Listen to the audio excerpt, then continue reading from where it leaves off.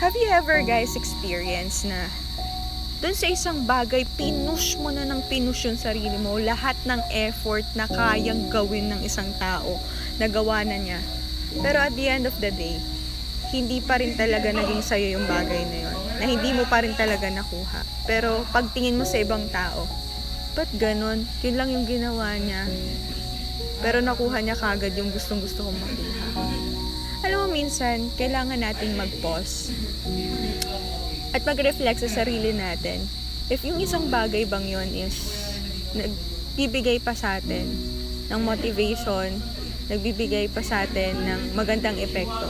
Kasi naniniwala ako na if doesn't serve us na, alam mo yun, we should learn to let go, move forward of something na hindi na maganda yung epekto sa atin.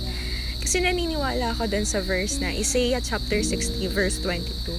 Now, when the time is right, He, the Lord, will make it happen. Oo, nakakapagod maghintay, nakakainip.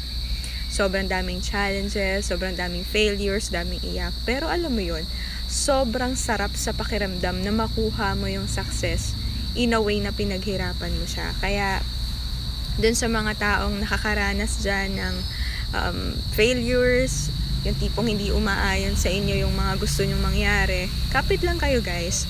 Move forward lang kayo palagi. Lagi nyong isipin na hindi pa tapos ngayon ang laban. May bukas pa. And hindi natatapos yung opportunities at blessings na pwedeng dumating sa inyo.